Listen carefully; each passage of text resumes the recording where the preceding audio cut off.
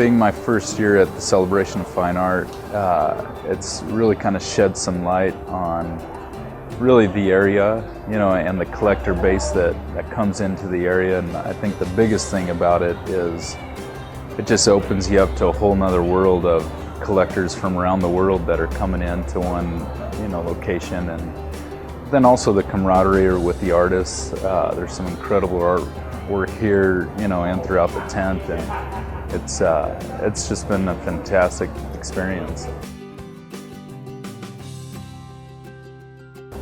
The inspiration behind the work comes from one's connection to place, and I wanted to create a landscape that somebody could travel through and realize from a bird's eye vantage point. All you need are recognizable lines, and then you allow the individual to populate it with their own connections and histories. And it's any one of these pieces, I'll take a step back and the individual will connect to it and tell me the importance of the piece. And and then what I realized too is geography is continuous, and so how do you put a solid frame around any one of the pieces when in reality expands beyond what it is? And so that's where I use lines in the areas to open the pieces up and let the imagination expand what it is.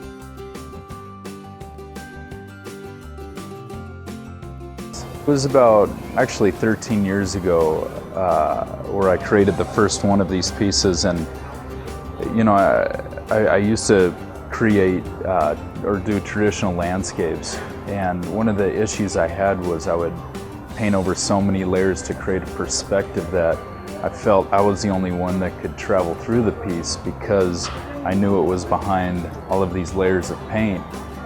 And I felt that it only gave me one perspective when in reality it continues beyond even that. And so I thought, one night it just kind of all came to me to where I was looking at my ceiling, and it was kind of an odd shaped ceiling, and I felt that I was looking down on a cityscape.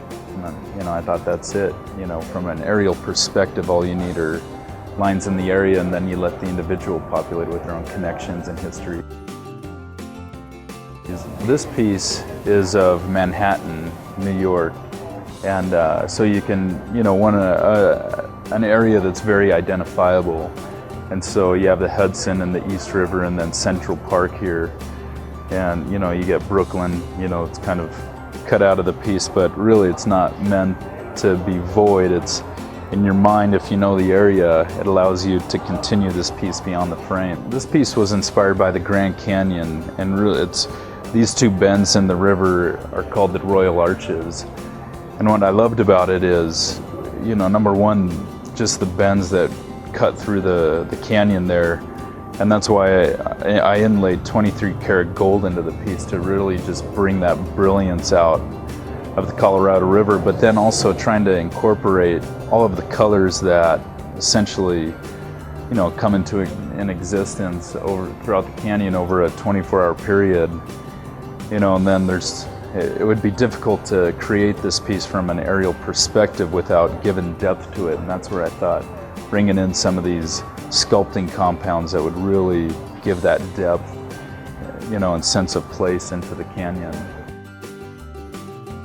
To anybody coming to the celebration for the first time is that, get ready for an experience. What happens is you're walking into an establishment that has 100 artists, incredible artists that have incredible work, and you get to meet the artists and really get an intimate look into what they do and what they represent, and the life that they inject into their work.